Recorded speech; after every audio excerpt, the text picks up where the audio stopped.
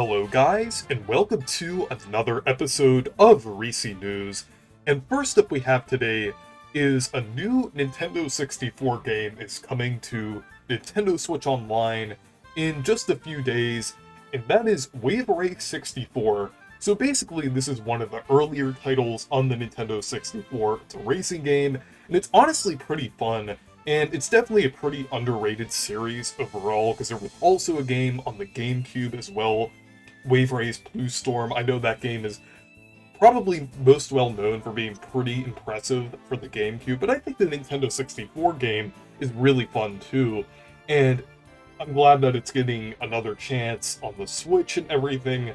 I'm definitely seeing a lot of people who are pretty excited about it overall, and I'm definitely excited to play it because I do like this game. I actually have a physical copy of it on the Nintendo 64, and it's a pretty fun game. So I'm looking forward to playing it on here, and it will have like the online with friends and everything. So yeah, I think they're really doing a more random approach to the Nintendo 64 games now. Like, the game output, I would still say, is fairly good right now, though I would still say it doesn't really justify the price of the expansion pack. That's its own, really, discussion in general. I still think, like, all these releases don't really justify the price of the expansion pack, because it really needs something more substantial, like Game Boy and Game Boy Advance. I think that would definitely help, or maybe even GameCube. Though with GameCube, you'd probably have to individually download the games onto your Switch. But in general, I do think the output of the games for Nintendo 64 is fairly good. Wave Race 64 is a pretty fun game. I definitely think it's pretty underrated. And I'd definitely like to see games like Smash and Mario Party and Banjo-Tooie and Diddy Kong Racing, games like that come on here soon. I think it would be really nice to see those games. So anyways, into the next topic. So basically, Kirby's Dream Buffet will be releasing very soon. It's just about out in some regions by the time this video is out. So this game is really interesting, and I'm really looking forward to playing it.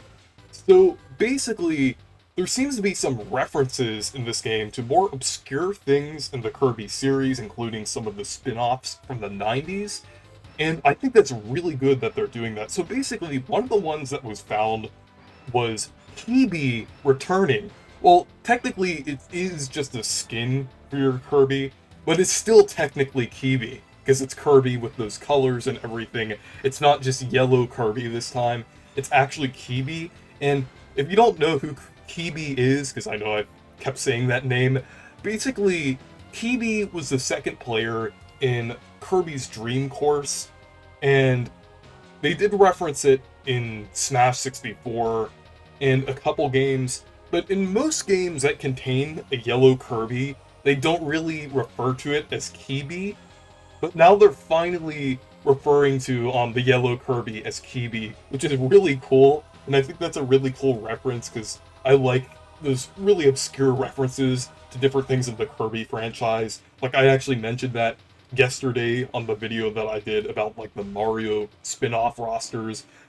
That's one thing I want to see from the Mario franchise, but I really like how the Kirby franchise embraces things like that. And another thing that was found was the fact that one of the background songs for the game, because you can play like different songs in the background, is based on Kirby's Pinball Land, which is really cool. That's one of the first Kirby spin-offs, and that's really interesting overall.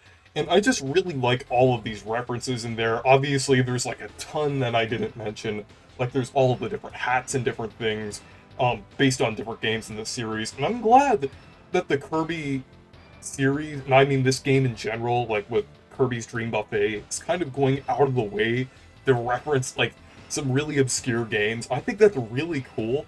And it's definitely seeming like a celebration of the series in terms of like cosmetics and different things in the game. I really like when Kirby spin-offs do that. So anyways, thank you guys for watching this video. Make sure to leave a like and subscribe for more. And make sure to check out my Discord server and Twitter if you want to. Goodbye.